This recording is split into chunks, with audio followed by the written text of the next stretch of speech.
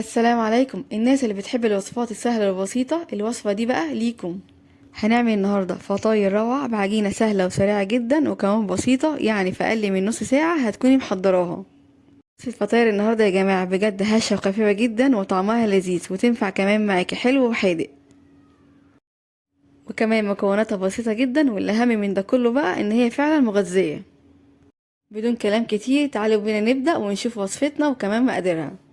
بس قبل ما نبدأ لايك وشير للفيديو ده على طول، وكمان اشتراك في القناة لو لسه مش مشتركين علشان يوصل لكم الإشعار بالوصفات الجديدة. يلا بينا نبدأ. هنسمي الله، وزي ما اتفقنا في اول الفيديو ان وصفتنا النهارده مكوناتها بسيطه جدا. بجد يا جماعه هتعجبكم قوي وكمان هتعتمدوها ان شاء الله على طول. معانا هنا بقى طبق عميق اضيف فيه نص كوبايه من الميه الدافيه، وكمان عليها نص كوبايه من الحليب الدافي. هضيف عليهم معلقه كبيره من الخميره الفوريه وكمان معلقه كبيره من السكر. معايا هنا بقى بيضايه. بعد ما ضفت البيضة معايا هنا كمان 3 معالق كبار من الزيت. هضيف كمان معاهم معلقة كبيرة من الخل هنا يا جماعة فايدته بيضيع زفارة البيض تماما، وكان بيخلي العجينة بتاعتي هشة ولونها فاتح. هقلب بقى المكونات دي كده كويس جدا لحد ما تندمج مع بعض. وبس كده، بعد ما جهزنا خليط المواد السائلة هضيف عليه معايا هنا نص كيلو من الدقيق. وطبعا يا جماعة زي ما متفقين كده مع بعض في كل الوصفات ان احنا لازم ننخل الدقيق بتاعنا كويس جدا قبل ما نبدأ نضيفه. معايا بقى هنا كمان رشة صغيرة كده من الملح. فاول العجن هبدا اقلب الخليط ده كده بتاعي بمعلقه او سباتشولا لحد الدقيق بتاعي ما يختفي معايا كده تماما. بعد بقى ما قلبت بالمعلقه كده كويس جدا او سباتشولا هشيلها بقى وابدا استخدم ايدي، علشان طبعا يا جماعه نقدر نتحكم في العجينه بتاعتنا كويس جدا. هنعجن فيها كده حوالي كده 5 دقايق كمان. ده كده هيكون شكل قوام العجينه بتاعتنا النهارده بعد ما عجناها كده حوالي 5 دقايق. عجينه طريه ولينه وبيتلزق في الايد بسيط بالشكل اللي حضراتكم شايفينه معايا ده. هنجيب بقى طبق فاضي وندهله كده معلقه صغيره من الزيت كويس جدا. الزيت هنا يا جماعة بيساعد العجينة بتاعتنا تختمر بسرعة، وكمان مش تلزق في الطبق خالص او الاسترتش بعد ما نغطيها. وهدهن كمان وش العجينة كويس جدا بالشكل اللي حضراتكم شايفينه معايا ده. نغطيها بقى ونسيبها في مكان دافي كده حوالي ساعة تختمر او لحد ما حجمها يتضاعف معايا، وطبعا يا جماعة على حسب حرارة الجو. وده كده هيكون شكل عجينة الفطاير بتاعتنا بعد ما اختمرت معانا ما شاء الله ارتفعت وبقى حجمها تضاعف بالشكل ده. هنشيل بقى الاسترتش كده من عليها ونبدأ نفرغها كويس جدا من الهواء.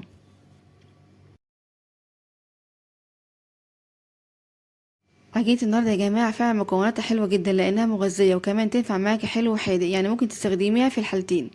هنحطها بقى كده على سطح العمل أو رخامة ونبدأ كده نقطعها كور صغيرة بالشكل اللي حضراتكم شايفينه ده. هقطعها بقى كلها بنفس الطريقة كده وارجع لكم. لو العجينة بتلزق في ايدينا ندهن كده ايدينا بسيط من الزيت. النهارده بقى عايزين نعمل شكل مختلف للفطاير بتاعتنا، فسويناها في الاطباق الفويل اللي حضراتكم شايفينها دي. بتديها شكل جميل جدا بعد التسوية، وكمان تسويتها ممتازة. والاطباق دي يا جماعه متوفره جدا في الاسواق وكمان سعرها بسيط جدا. هدينا بقى كده بسيط من الزيت او السمنه، وبعد كده هبدا ارص فيها الفطاير زي ما حضراتكم شايفينها كده ما شاء الله. بعد كده هغطيها واسيبها كده حوالي نص ساعه لحد ما تختمر معايا او حجمها يتضاعف. وكمان لو مش حابين تسووها في الاطباق دي ممكن تسووها في الصينيه او صاج عادي، يعني مفيش مشكله خالص. بصوا بقى هنا معايا ما شاء الله حجمها ارتفع معايا بقت قد ايه. ده كده شكلها بعد ما سبتها كده حوالي نص ساعة. بجد ما شاء الله ممتازة جدا. هنسويها بقى في فرن ساخن مسبقا على درجة حرارة 200. اهم حاجة يا جماعة الفرن بتاعنا تكون درجة حرارته عالية.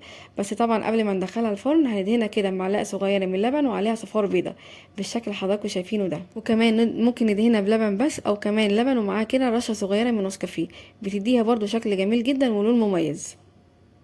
هندهن بقى الفطاير كلها الموجودة معايا بنفس الطريقة.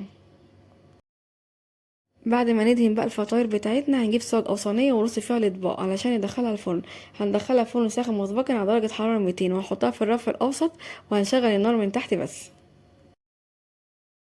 هتقعد معانا في الفرن كده حوالي نص ساعه، واول ما نلاقي الجوانب بتاعتنا بدات تاخد لون هنطفي عليها كده النار من تحت ونشغل كده الشوايه عليها حوالي كده 5 دقايق لحد وشها ما ياخد معايا اللون الذهبي الجميل اللي حضراتكم شايفينه معايا ده.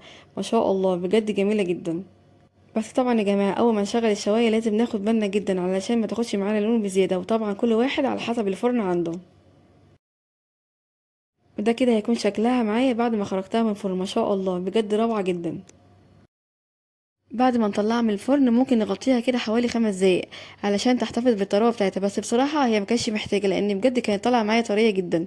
بصراحه العجينه دي يا جماعه فوق الممتازه، جربوها بجد هتعجبكم جدا، وانا متاكده انكم هتعتمدوها عندكم على طول. سبتها بقى تبرد معايا كده حوالي 5 دقايق، وبعد كده اخدت واحده. بص ما شاء الله بجد هشه وخفيفه وطريه وطعمها فوق الروعه. ممكن بقى ناكلها مع جبنه او مربى، يعني مع تنفع معانا حلو وحادق، وبصراحه هي لوحدها اصلا كفايه، بجد كان طعمها حلو جدا. وكمان بتبقى ممتازة جدا للفطار الصبح لما نكون مستعجلين وعايزين نفطر حاجة تكون سهلة وبسيطة وسريعة، وكمان يكون طعمها حلو، وفي نفس الوقت كمان مكوناتها مغذية جدا. أحلى فطار مع كوباية شاي. وعلشان هي سهلة وبسيطة جدا هتقوموا تعملوها حالا. يلا بسرعة جربوا وصفتنا النهاردة القمر دي بنفس الطريقة ونفس الخطوات، وانا متأكدة ان شاء الله ان هي هتعجبكم. هسيب ليكم مقادير الوصفة كلها مكتوبة في الوصف تحت الفيديو، وبالهنا والشفا مقدما لكل هيجربها. وبكده وصفتنا النهارده وفيديو النهارده يكون خلص معاكم. اتمنى بجد الفيديو النهارده يكون عجبكم واستفدتوا منه. لو عجبكم بقى فيديو النهارده وصفه النهارده ما تنسوش اللايك والشير للفيديو ده على طول، وكمان لو لسه مش مشتركين في القناه اشتركوا فيها وفعلوا جرس التنبيهات علشان يوصلكم الاشعار بكل الوصفات الجديده.